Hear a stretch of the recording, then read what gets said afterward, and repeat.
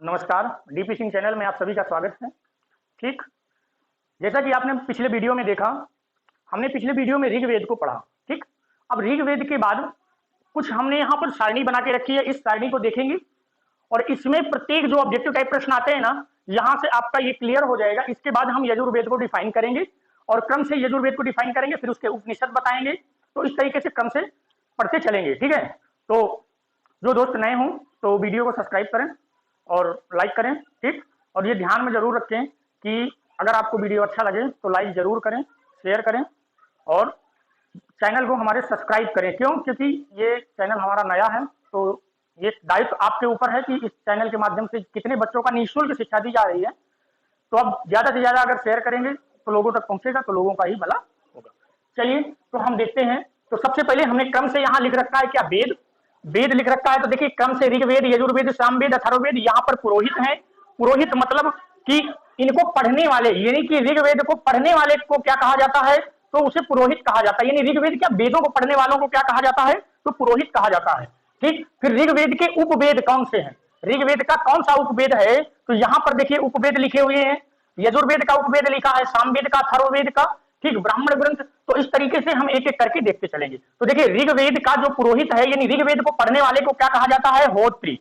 ऋग्वेद को पढ़ने वाले को होत्री कहा जाता है, और होत्री या कई कई किताबों में होता भी मिलता है। ठीक, अब ऋग्वेद का उपवेद जो है तो क्या है, आयुर्वेद है। आयुर्वेद ऋग्वेद का उपवेद है। और ब्राह्मण ग्रंथ पर चले तो ऐत्रेय ब्राह्मण ग्रंथ और कौशिकी, यानी दो ब्राह्मण ग्रंथ हैं ऋग्वेद के। तो ऋग्वेद के दो ब्राह्मण ग्रंथ, ऐत्रेय और कौशिकी। ठीक, ये दो ब्राह्मण ग्रंथ हैं। और देखिए, ऐत्रेय ब्राह्मण ग्रंथ में, यानी कि ऐत्रेय ब्राह्मण ग्रंथ में, ऐत्रेय ब्राह्मण ऐत्रेय ब्राह्मण ग्रंथ में क्या मिलता है, इसमें थोड़ा सा हमें समझना है। ऐत्रेय ब्राह्मण में क्या है, राजाओं के राज्याभिषेक का उल्लेख है। राजाओं के राज्याभिषेक राज्याभिषेक राजाओं के राज्याभिषेक का उल्लेख है। किसमें, ऐत्रेय ब्राह्मण में। जो पहले राजा थे ना, तो उन राजाओं के राज्याभिषेक जब होते थे ना, तो उस राज्याभिषेक के विषय में जानकारी हमें कहां से मिलती है, तो ऐत्रेय ब्राह्मण से मिलती है। ठीक, ऐत्रेय ब्राह्मण किस वेद का ब्राह्मण ग्रंथ है, तो ऋग्वेद का है। कौशिकी किस वेद का ब्राह्मण ग्रंथ है, तो ऋग्वेद का है। ऋग्वेद के पढ़ने वाले को होत्री कहा जाता है, और ऋग्वेद का उपवेद आयुर्वेद है। ठीक, ऋग्वेद के विषय में हमने समझा। और एक बात समझते हैं, अष्टोमा षदगमय, ये कहां से लिया गया है, ऋग्वेद से। वेद से क्या लिया गया है, अष्टो मा षदगमय, ये कहां से लिया गया है, तो ये ऋग्वेद से लिया गया है। ठीक है, अष्टोमा षदगमय शब्द कहां से लिया गया है, तो ऋग्वेद से लिया गया है। इतना हमने देख लिया ऋग्वेद के विषय में। हालांकि पिछले वीडियो में हमने पूरा विस्तृत ऋग्वेद के विषय में पढ़ रखा है, तो जिन बच्चों ने अभी तक पिछला वीडियो नहीं देखा है तो जाकर के पिछला वीडियो जरूर देखें। ठीक, भागवान। अब इसको आगे देखते हैं। अब देखिए यजुर्वेद। अब यजुर्वेद का पुरोहित को, यानी यजुर्वेद को पढ़ने वाले को क्या कहा जाता है, तो अधीर्व। क्या कहा जाता है, अधीर्व कहा जाता है। यजुर्वेद को जो पढ़ता है ना, उसे अधीर्व कहते हैं। और इसका जो उपवेद है तो क्या है, धनुर्वेद है। यजुर्वेद का उपवेद क्या है, धनुर्वेद है। और इसके ब्राह्मण ग्रंथ कौन से हैं, तो तैत्रीय और शतपथ ब्राह्मण ग्रंथ। तैत्रीय और शतपथ ब्राह्मण ग्रंथ ये क्या हैं, ये यजुर्वेद के ब्राह्मण ग्रंथ हैं, दो, तैत्रीय और शतपथ ब्राह्मण ग्रंथ। अब देखिए, शतपथ के विषय में जानकारी ले लेते हैं। तो जो शतपथ ब्राह्मण है ना, शतपथ जो ब्राह्मण ग्रंथ है, तो शतपथ ब्राह्मण ग्रंथ में होता क्या है कि इस ऋग्वेद के बाद दूसरा सबसे पुराना है। ऋग्वेद के बाद किसके, ऋग्वेद के बाद सबसे पुराना ग्रंथ है। ऋग्वेद के बाद सबसे पुराना ग्रंथ है। ठीक, कौन, ये शतपथ ब्राह्मण ग्रंथ। शतपथ ब्राह्मण ग्रंथ ऋग्वेद के बाद सबसे पुराना ग्रंथ है। ठीक, तो इतना हमने इसके विषय में जान लिया। अब आगे एक बात और, चलिए इसको हम जब अभी डिफाइन करेंगे तो चलिए इसको डिफाइन करते चलते हैं।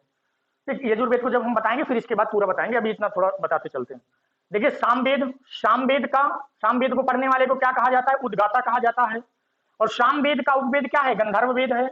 और सामवेद का ब्राह्मण ग्रंथ क्या है, पंचविश।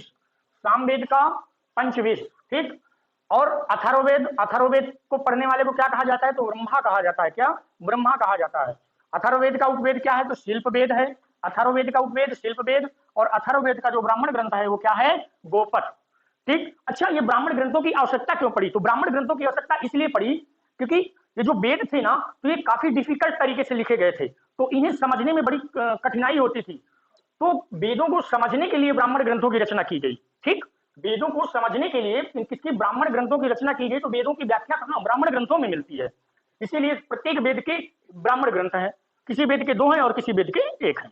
ठीक, तो इतना हमने यहाँ से जान लिया। ठीक, इसके बाद हमने कल के वीडियो में पढ़ लिया था ऋग्वेद, अब हम पढ़ेंगे क्या? यजुर्वेद के विषय में जानेंगे। ठीक, तो सभी लोग इतना हो गया, इसका स्क्रीनशॉट ले लें। ठीक, चलिए अब हम यजुर्वेद के विषय में जानेंगे। यजुर्वेद, यजुर्वेद एक ऐसा वेद है, यजुर्वेद एक ऐसा वेद है जो गद्य और पद्य दोनों में लिखा गया है। यजुर्वेद, यजुर्वेद, यजुर्वेद एक ऐसा वेद है, एकमात्र ऐसा वेद है जो गद्य और पद्य दोनों में लिखा गया है, जो गद्य और पद्य दोनों में है, दोनों में है, गद्य और पद्य दोनों में है। कौन? यजुर्वेद। ठीक, अब यजुर्वेद के पढ़ने वाले को क्या कहा जाता है? तो अधीर्व कहा जाता है। यजुर्वेद के पढ़ने वाले को क्या कहा जाता है? अधीर्व कहा जाता है। ठीक है ना। अब यजुर्वेद के ब्राह्मण ग्रंथ, कितने ब्राह्मण ग्रंथ हैं यजुर्वेद के? तो 2 ब्राह्मण ग्रंथ हैं। ठीक, कौन कौन से? तैत्तिरीय, तैत्तिरीय और शतपथ ब्राह्मण, तैत्तिरीय और शतपथ ब्राह्मण, शतपथ। यजुर्वेद के 2 ब्राह्मण ग्रंथ हो गए, कौन? तैत्तिरीय और शतपथ ब्राह्मण ग्रंथ।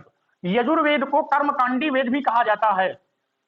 कर्मकांडी वेद, क्या कहा जाता है? कर्मकांडी वेद भी कहा जाता है। यजुर्वेद को कर्मकांडी वेद भी कहा जाता है। ठीक, कर्मकांडी वेद भी कहा जाता है। अब देखिए, कर्मकांड का उल्लेख कहाँ? शतपथ ब्राह्मण में है। ठीक, यजुर्वेद के शतपथ ब्राह्मण में है।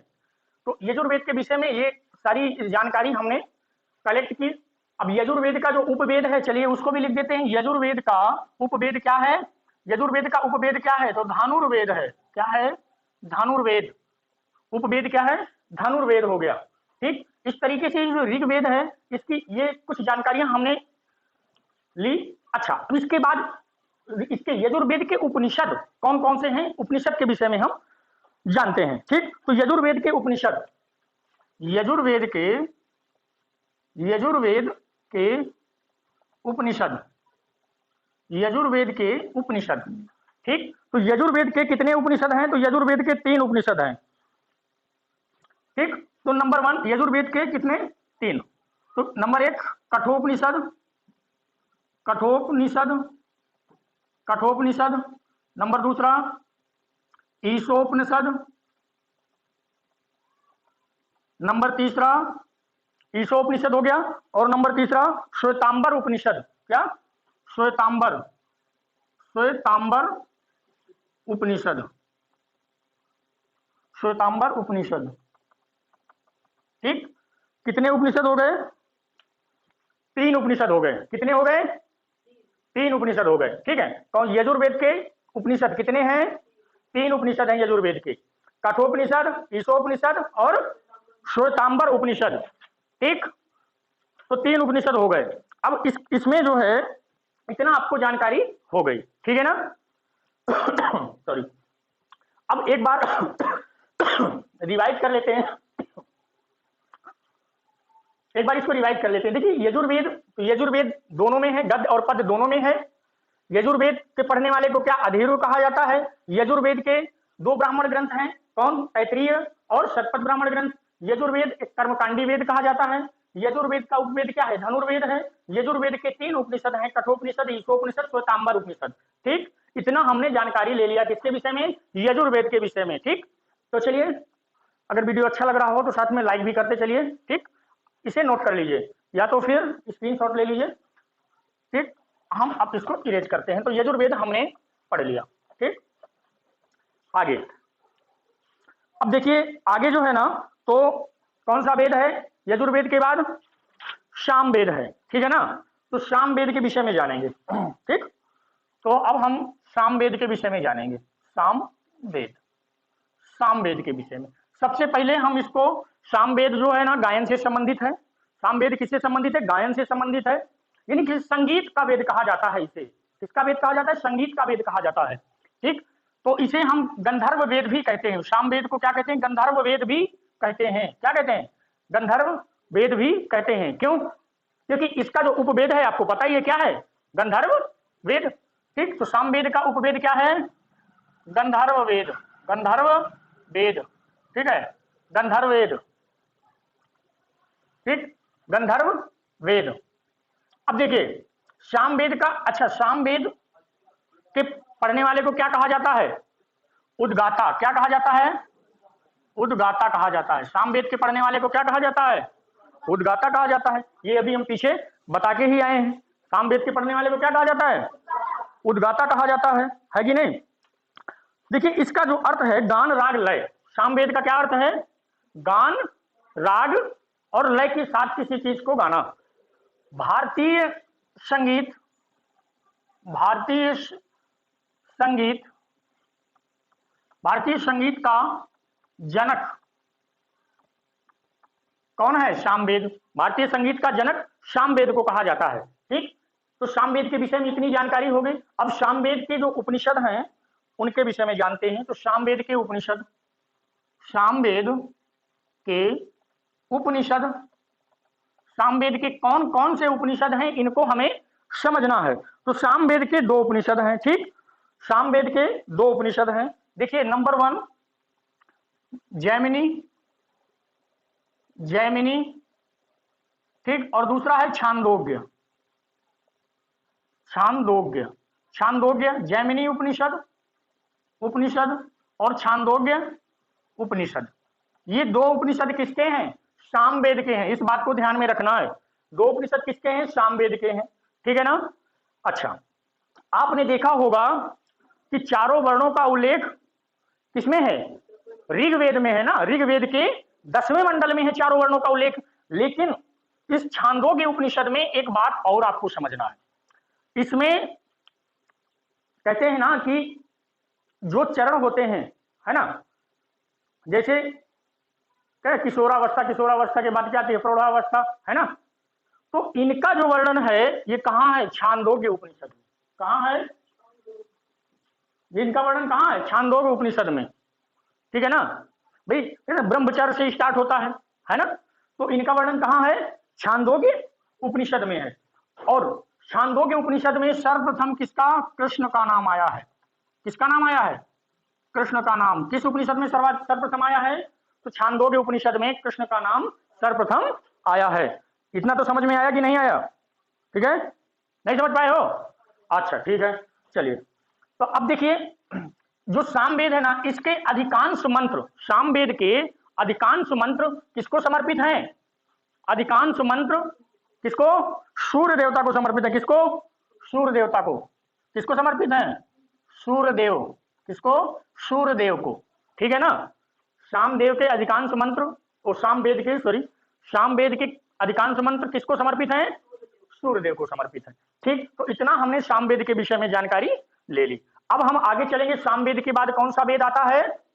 अथर्ववेद, यानी कि अंतिम वेद हमारा अथर्ववेद। ठीक, तो उसके विषय में जानकारी लेंगे आगे चलते।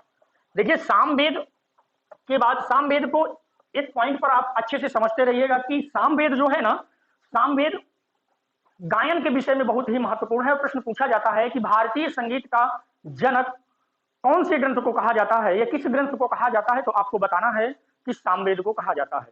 ठीक, तो अब हम चलते हैं अथर्ववेद। अथर्ववेद देखते हैं। अथर्ववेद, अथर्ववेद। अब देखिए अथर्ववेद के विषय में जानते हैं। आपको पता है कि अथर्ववेद को पढ़ने वाले को क्या कहा जाता है?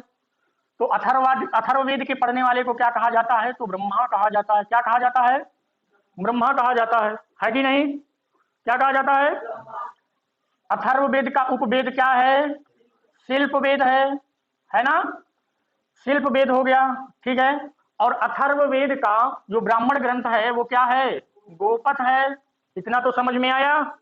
इसके बाद अथर्ववेद को जो है ना, जादू टोना टोटका, इसमें अथर्ववेद में किसका? जादू टोना, जादू टोना टोटका, जादू टोना टोटका, जड़ी बूटियों का उल्लेख है। देखिए जड़ी बूटियों का उल्लेख है, जादू टोना टोटका, जड़ी बूटियों का उल्लेख किसमें है? अथर्ववेद में है। ध्यान में रखना, अथर्ववेद की रचना किसने की? अथर्ववेद को किसने लिखा? अथर्वा ऋषि और उनके पुत्र ने। ठीक है ना? तो इतनी जानकारी हमने अथर्ववेद के विषय में ली। ठीक है ना? अब अथर्ववेद के जो उपनिषद हैं उन्हें समझेंगे। अथर्ववेद के क्या समझना है हमें?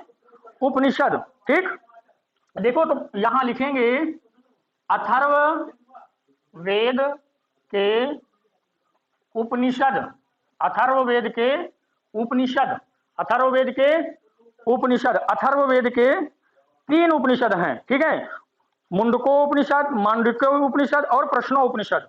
ठीक, तो नंबर 1 मुंडको, क्या भैया?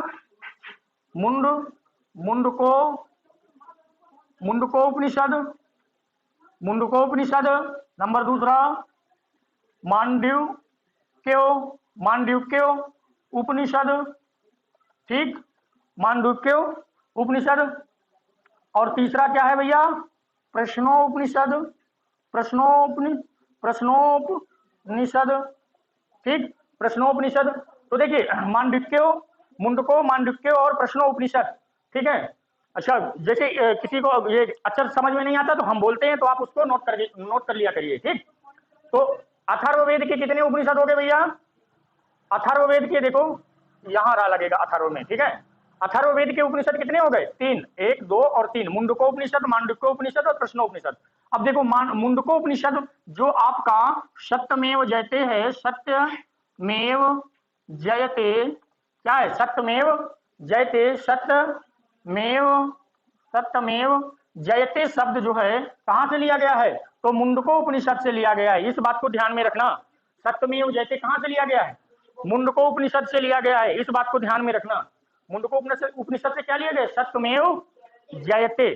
ठीक है, तो इस तरीके से हमने क्या अथर्ववेद को पढ़ा। ठीक, और एक बात और है कि अथर्ववेद में देखो अयोध्या